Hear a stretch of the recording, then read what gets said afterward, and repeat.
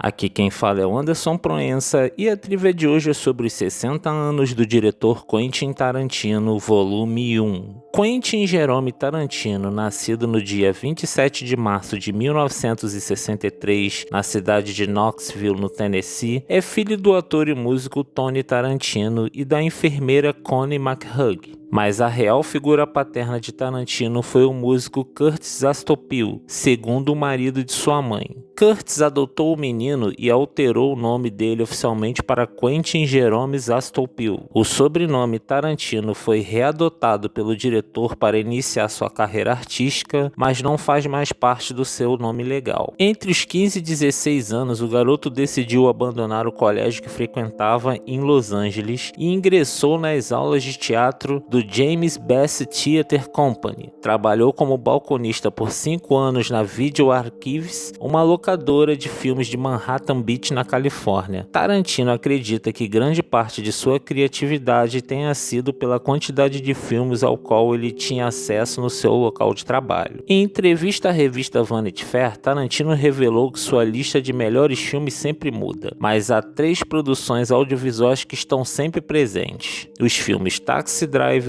Um Tiro na Noite e Onde Começa o Inferno. A primeira direção de Tarantino foi o curta My Best Friend's Birthday, em 1987. Rodado em película de 16mm, o curta supostamente acabou destruído, mas um pedaço dele foi encontrado. São 36 minutos de diálogos rápidos, referências pop como sempre, e alguns elementos que seriam reproduzidos depois em cães de aluguel, como a rádio K-Billy. Sua estreia na direção foi com o filme independente Cães de Aluguel, co-produzido pelo ator Harvey Keitel, que aparece com frequência em seus filmes. Com a aparição do filme no Festival de Cinema de Sundance e o sucesso da crítica, a carreira de Tarantino começou a alavancar. A cena de abertura de Cães de Aluguel traz um personagem interpretado pelo próprio Tarantino, dando a sua leitura pessoal sobre a música Like a Virgin da Madonna, e ele diz: "É sobre uma garota que é uma verdadeira máquina de trepar. De manhã, de dia, de noite e de tarde. É pinto, pinto, pinto, pinto." Depois do lançamento do filme, Madonna pediu para encontrar Tarantino e lhe deu uma cópia do seu álbum Erótica, com a seguinte mensagem autografada: "Para Quentin,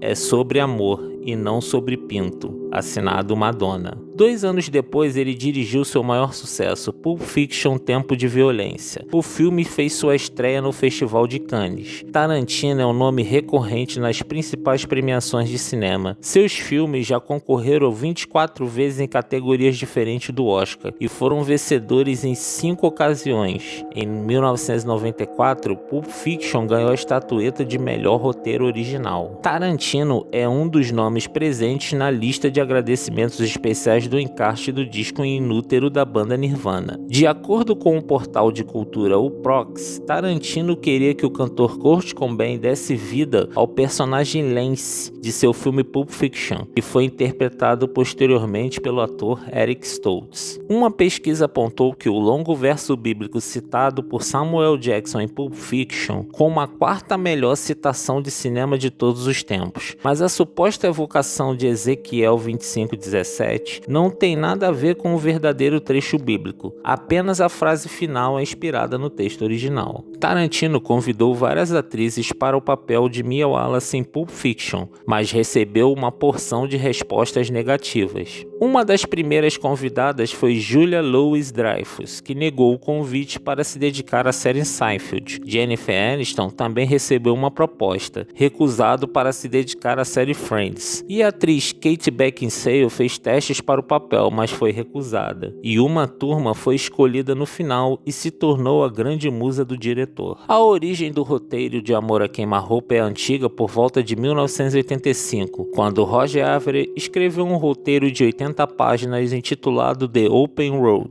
centrado em Clarence Hurley, o aficionado por histórias em quadrinhos, e Alabama Whitman, sua esposa. Hurley escreve um roteiro sobre 2 assassinos em série chamado Mickey e Mallory, que atravessam os Estados Unidos matando pessoas. Com o aval de Avary, Tarantino se apropriou de The Open Road e o reescreveu, dividindo em 2 histórias separadas. A história de Clarence em Alabama tornou-se o filme Amor a Queima-Roupa, enquanto Mickey e Mallory tornaram-se os personagens principais do filme Assassinos por Natureza. Tarantino, então, vendeu para o diretor Tony Scott o roteiro de Amor a Queima-Roupa por $30 mil, e este dinheiro foi utilizado para financiar a produção de Cães de Aluguel, seu primeiro filme. Posteriormente, Tarantino afirmou que o personagem de Clarice foi amplamente baseado em si próprio. Amor a Queima-Roupa é provavelmente meu roteiro mais pessoal, porque o personagem do Clarice era eu na época em que escrevi. Ele trabalha em uma loja de histórias em quadrinhos, eu trabalhava em uma videolocadora. Quando os meus amigos daquela época assistem ao filme, eles ficam melancólicos, traz de volta uma certa época para nós. Foi esquisito quando eu assisti o filme pela primeira vez, porque estava aparecendo uma versão de grande orçamento dos meus filmes caseiros ou memórias.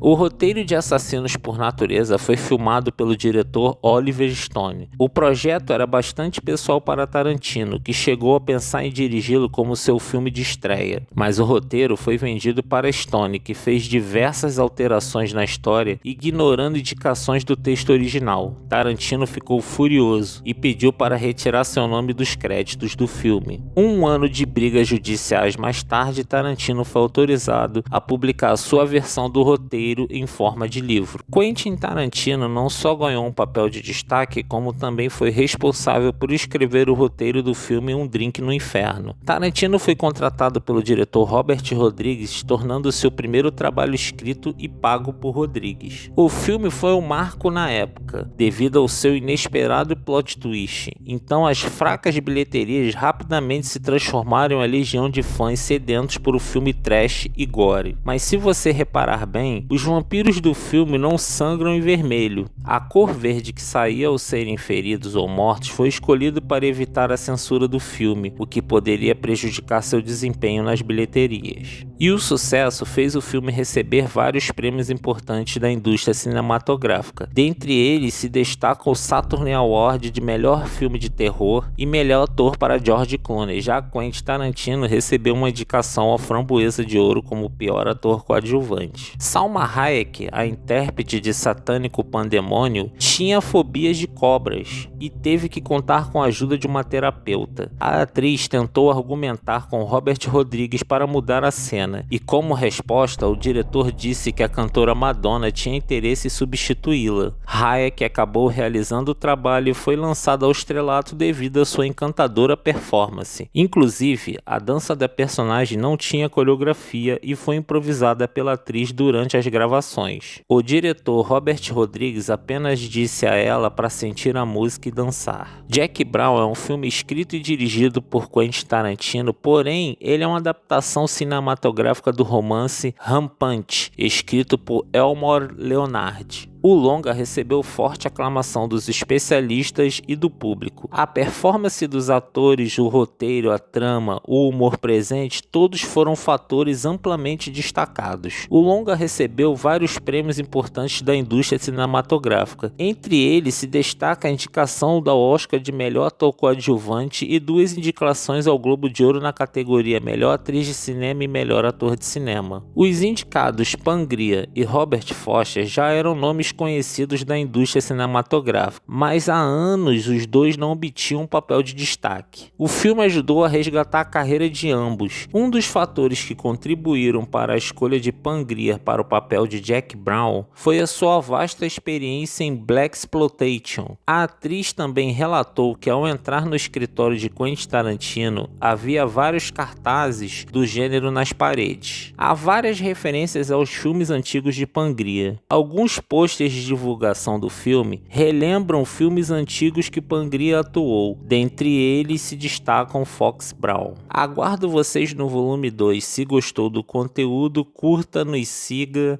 e até a próxima trivia.